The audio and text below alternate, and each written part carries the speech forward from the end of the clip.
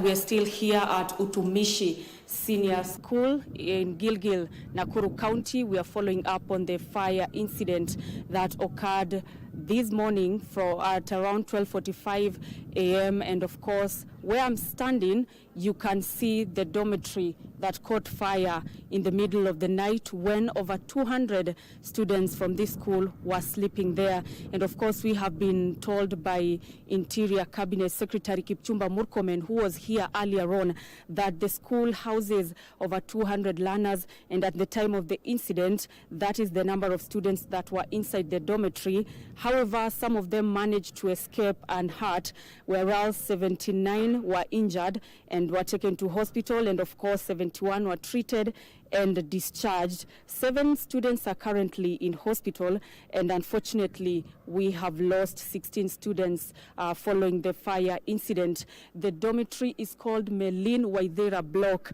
and that is where the students were sleeping in when the fire broke out at around 12:45 a.m. And of course, we are told that response teams from various units, including the Kenya Defence Forces, the KFS, the National Youth Service, and of course ASTU officers and the Nakuru County response teams were here, and they managed to contain the inferno a few minutes past 3 a.m. and unfortunately their damage had already been done. 16 lives had been lost, and of course learners are still nursing injuries. Earlier on, we were able to see the students that their parents have already come here to pick them, and of course whenever parents comes in, they are told to go home with their student with their child until the situation stabilizes here. And of course they'll be advised later on by the Education Cabinet Secretary Julius Migos on the way forward, given that he was also here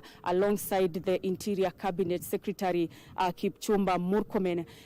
We've seen the students are really devastated following the incident, and of course the parents, especially those who are yet to get their children, because earlier on we witnessed one man, a parent, he was screaming. He had removed his shirt because he says he has been here since morning and he has not been given information on whether his daughter is alive or dead, and he was insisting that he needs to be told what the fate of his daughter. And of course he even attempted to rush inside the dormitory just to see for himself if he can be able to identify his daughter. Unfortunately, he was not allowed to get in because the area has been cordoned off, and a multi-agency team from the Ministry of Health and the Directorate of Criminal Investigation is just working to piece everything together and of course enable the parents to identify their children, the 16 who perished in the inferno. We will continue keeping tabs, but of course the learners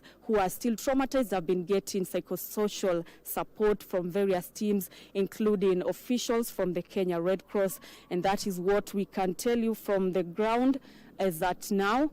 We'll continue informing you and of course giving you more details as they become available.